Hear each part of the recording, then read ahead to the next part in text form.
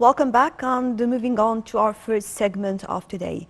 As we mentioned, you are talking about US President Joe Biden and the priorities actually of his plan for the first 100 days, and talking about all the challenges the United States is facing so far inside and outside, and of course his policies in the Middle East in particular. With us here, we have the pleasure to have with us in the studio Dr. Ibrahim Ghazawi, Professor of International Relations. Good morning, Doctor. Good morning to you. So first of all, if I'm talking about the challenges facing the United States, and as we have seen, US President Joe Biden started to take some steps starting from the first minute, even from the inaugural speech that he delivered. How do you see it so far? So far, I see him moving towards every single word and promise he made during his electoral campaign. And I'm quite sure that he is belonging to the conventional or the classic vision of policy making and performing that Obama belongs to, and other Bill Clinton, George W. Bush, and other recent American presidents. And of course, he is totally on the other side of the policy that was made by Donald Trump during his period of presidency. I'm quite sure that most of his vision for the American administration and his duration as president was very much shown and displayed clearly in one of the articles he made in 1st of April 2020, and it was published in Forbes magazine in the United States, during which he harshly criticized Donald Trump policies, whether in or outside the United States.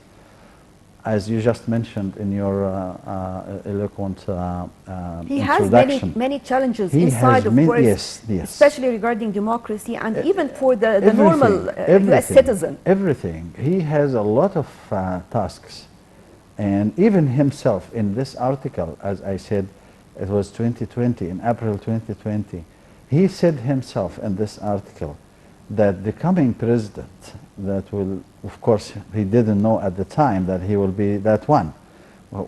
As he said and as he stated in the article, he or she, talking about the president to be coming at the time, will be faced with enormous task inside America, adds to that one outside. And that is, to some extent, will curb the many ambitions around this new administration, of course, because his work will be, and his administration members that he has picked up, most of them today, will be to some extent moving a little bit slowly, because it's not an easy task. And the work that was done during 4 years under Trump will not be easily to be tackled the way he sees, and the other, of course, the Democrats sees, and most of the Americans indeed, that should be done today. But for sure, he started, as you mentioned, in the first minutes as president, after his inauguration speech, with some executive decisions that were clearly given to the audience, the American audience, to tell them that, yes, I'm doing what I have promised to do. I'm committed to every single word I said concerning some issues concerning the COVID-19 policy, confrontation policy, concerning the promises he made to... Let me start by one of these, that is back to the Paris Accord. Yeah. and of course Climate, the yeah. climate change. Yeah. And actually this has been one of the controversial points, especially between the United States and Europe as well. Yeah. And now from just 1 week, and definitely we understood that he's back and they are going to have some more meetings, and he's going to contain and manage this file. Yeah, I think this is one also of the main issues that he pointed out previously. How important it is. It is so important. It is so important even in his own opinion as Joe Biden, the president. He thinks, and that was clearly stated several times, whether during campaign, the electoral campaign, or even before that, that the reputation of the United States were severely undermined because of this withdrawal. And he said, and also, and he is convinced that the structure, the good reputation and structure that the United States used to have, especially when it comes to cooperation with Europe, and in his opinion, that it was undermined during Trump. And he said that he believes that this is one of the main tasks when it comes to foreign policy, is to regain the American reputation again by showing more commitment to the international commitments and obligations coming from the side of a great power like United States. And in his opinion, he sees, and of course he's right about that, he sees America as a superpower in the world, and he sees America's role as the most leading one in international politics. And he was not pleased, of course, neither anyone else at the time, with the withdrawal of Trump's administration from the peace accord concerning climate change. That's why he expressed that he's taking America back again to be committed with this accord. And I think this is a prerequisite step to make sort of reconciliation with European countries as well, which I have to say that this is the front and backyard of American international relations, the relation with European countries, that has always been in a very high level, especially the Western world, talking specifically about the Western world, which was to some extent paralyzed, threatened during Trump administration, probably with some bungling decisions and attitudes coming from Trump personally while dealing with European leaders. That was, of course, not welcome from European leading figures. All of that stuff, I think, it's within few weeks, things going to be changing and taking, as I said, America back again to its position in leading such efforts globally. And in this article I told you about at the beginning, he was talking about that. He was talking about this leading role of America, whether in terms of the relations with European countries or in terms of the public international relations in general. He was very much concerned that America was moving in the wrong direction and it has to be amended. I'm quite sure that this is one of the first steps that the Biden administration today is taking care of, paving the road to straighten things again. Sir, when it comes to United States and China, and this important file, because we have witnessed many struggles and of course all these, we have seen a great impact of this on the whole world's economy. That's true. And even the stock exchange, everything actually. So, so far again, after 1 week, this was one of the files that was mentioned by US President Joe Biden, talking about the Chinese file and how they are going to work and all this. Tell me more about this important file and what do you expect? Well, this is a truly important issue for a country like United States, I have to say. And if you're mentioning China and of course United States, the two giant economies in the world, and figures clearly display that United States economy itself amounts to more than 20% of the world economy.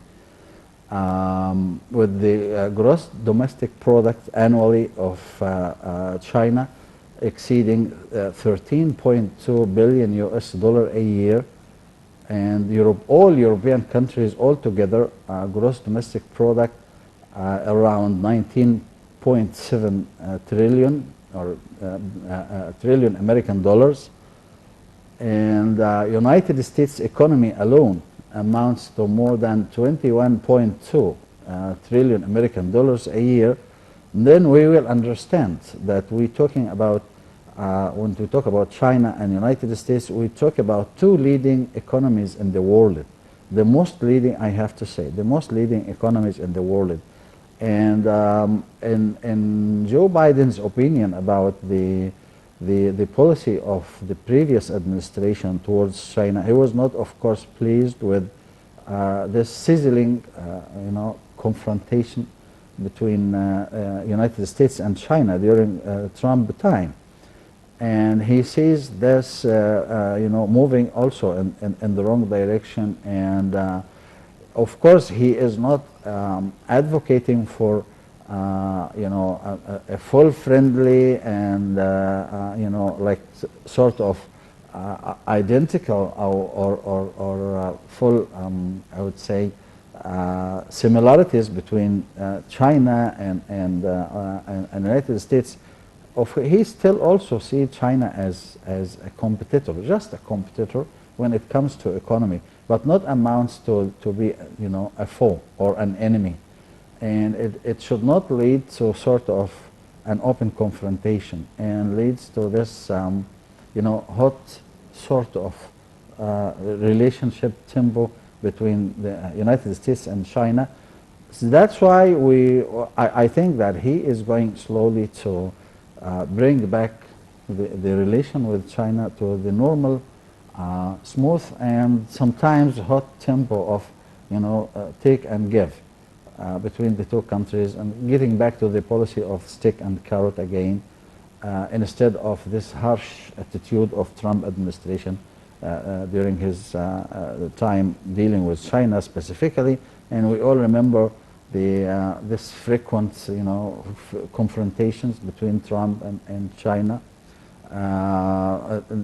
His attitude of imposing many sanctions against China and banning some Chinese giant, companies from working openly in the United States, against the normal attitude of the American way of life, especially when it comes to economy. America is an open country. America is the riverbed of capitalism and liberalism.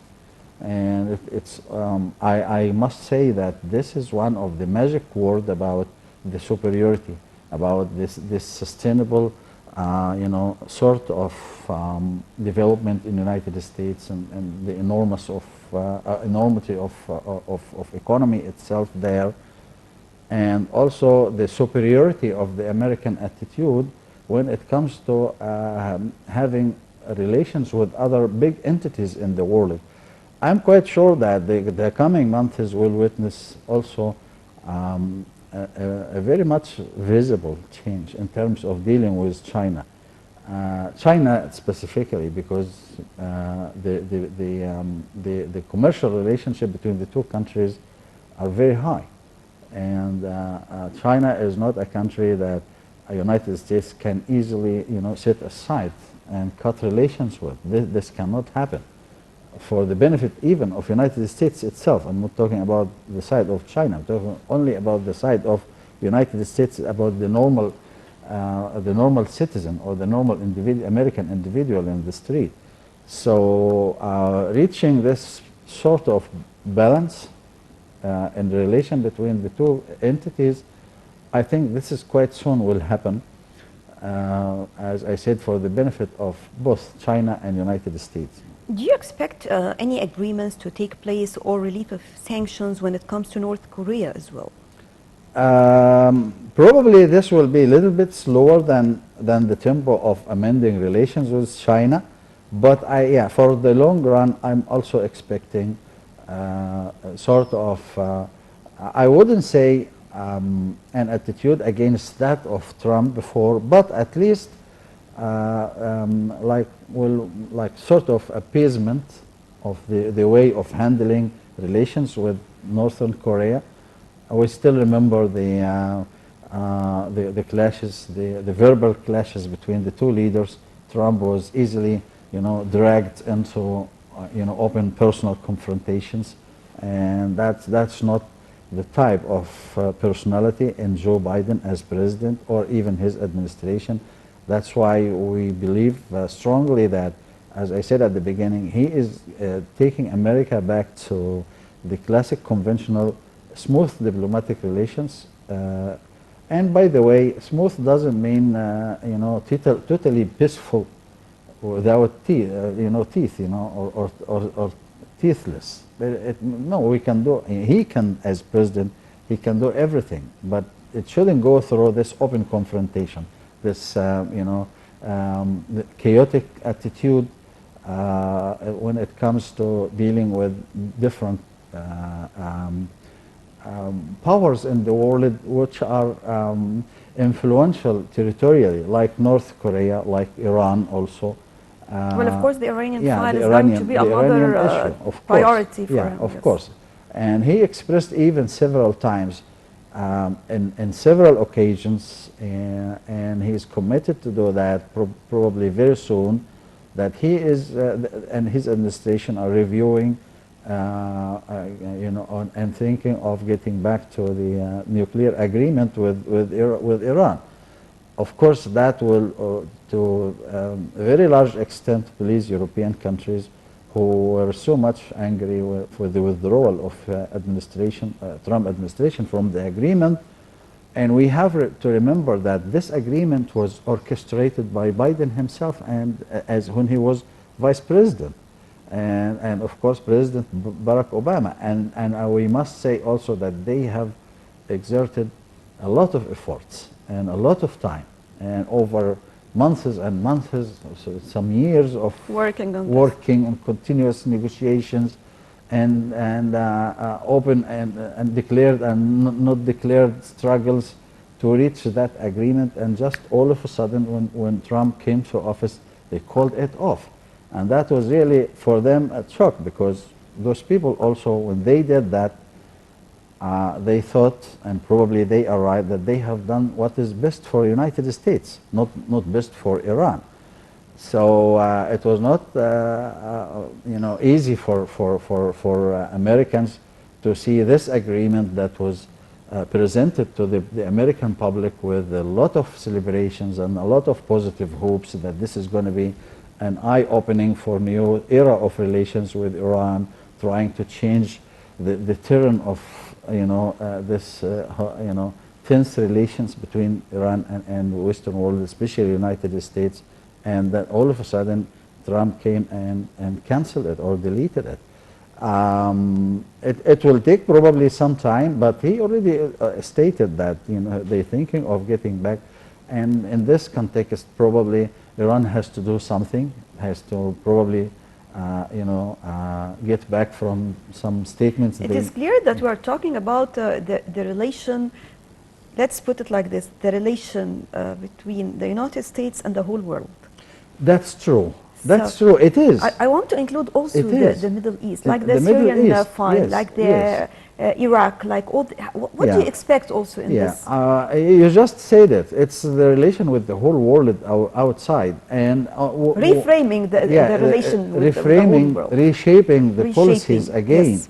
And reviewing all what has been done, because clearly all what has been done has taken American foreign relationship to a mess, to a level of United States that were never known before. And I think this is one of the main tasks of Joe Biden today. And you talk about the Middle East, and of course we talk about Iran, and the Middle East with its sizzling problems and a lot of internal issues like the problems in Syria, problems in Iraq, and problems in Yemen and in Libya, and of course the chronic issue of Palestinian cause with Israelis. And as they stated, the new foreign minister appointed by Trump, by Joe Biden, that they are going to review these policies, and they will get back to the normal American attitude of pushing forward the solution of the two states, pushing forward the principle of land for peace principles, trying to implement international resolutions.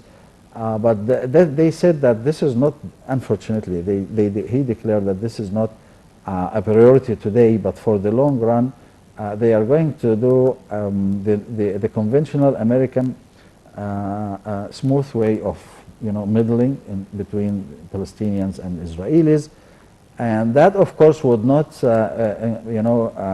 include bringing back the embassy again to Tel Aviv. Of course, the embassy already have been moved to Jerusalem, so it's a decision that will not be reversed again. And that's one of the also, very bungling decisions of Donald Trump, to move the embassy from Tel Aviv to Jerusalem, which was sort of undermining any hopes for a peaceful accord between the Palestinians and Israelis. And that would not change, as I said at the beginning, the chronic fixed stance of United States whenever it comes to Israel, that they are committed to guarantee Israel's security, they are committed to guarantee Israelis superiority in terms of armaments in the Middle East. Well, let's hope that we will get back to a point where the Palestinian cause is being discussed again under the umbrella of two states principles or two states solution, under the umbrella of one, and they declared this, by the way. They stated that for the time being, until this issue comes to the facade of handling in United States foreign policy, there must be pause in building new settlements and stop both partners. They stop any unilateral behaviors or policies that could undermine or make the peace process harder in the future, which is a good start, I believe. So let's wait to see what will happen in the very near future. As we mentioned, the United States now is reshaping everything and the relation with the whole world. Dr. Ibrahim Ghazawi, Professor of International Relations, thank you very much for being with us today. Thank you.